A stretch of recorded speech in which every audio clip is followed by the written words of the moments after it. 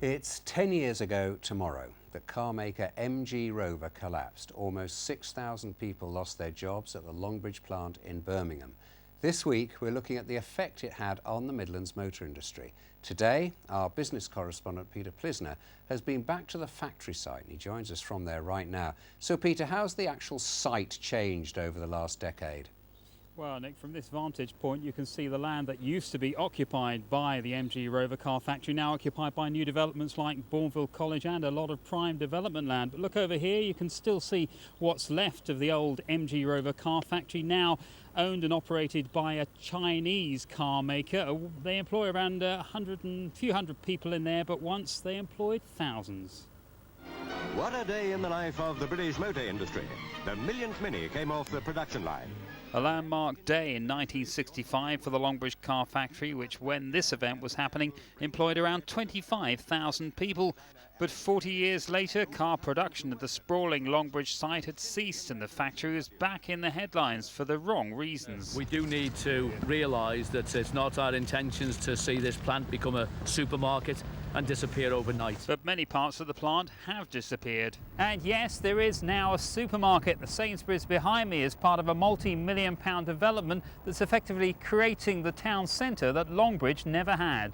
10 years ago, there were pledges that development of the factory site would create 10,000 jobs, but so far only 4,000 have been delivered. There have been major developments like Bourneville College and Marks & Spencer, which is currently building a big store on the site. The man in charge of developing Longbridge admits that the recession has slowed things down. It is the largest regeneration scheme in the Midlands, and it has been a significant change in that time. We've kept this scheme going when a lot of other schemes in the region have not progressed forward, and we've always had a real sort of vision and faith that actually Longbridge would be a great place to be. For many years, this concrete slab was all that remained of a huge engine plant, but it too has now been developed.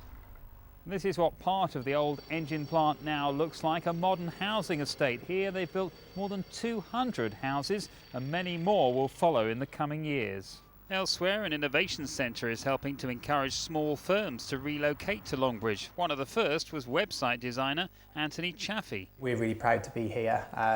When clients come to see us here, they're really impressed by the surroundings. And it's great for our staff as well. It's a nice place for them to come in and work. But the car industry does survive at Longbridge, although on a much smaller scale than before. Lisa Ponter and Jeffrey Alley both lost their jobs when MG Rover collapsed, but now they're back doing final assembly on cars built in China. We were a bit worried at first because things seem to be going quite slow, but in the last few years it's really picked up. I've worked on quite a few of the MG Austin cars in the past, and the quality of these cars that are coming out here in my opinion, is far superior to what we built in the past. It's sad that cars aren't being built from scratch here at Longbridge anymore like they were a decade ago, but as you can see, cars are still being built. These come in as a kit from China with final assembly being done here at Longbridge. They do things like putting in the engine and the gearbox, 100 different operations in all. And even though cars aren't totally made here anymore, offices close by do still mastermind the design of the vehicles, and that's helping to ensure that motor heritage at Longbridge continues into the future. So it's good to see that car making does continue here at Longbridge. Tomorrow on Midlands Today, we'll be looking at the impact the collapse had on workers and their family and what they're doing now. We'll also have an exclusive interview with the MG Rover administrator. 10 years on, he's still struggling to get money that's owed to MG Rover. And don't forget that Radio WM will have their breakfast show with Adrian Goldberg coming live from here from 7 o'clock tomorrow morning. Peter, thank you. We're on to football now.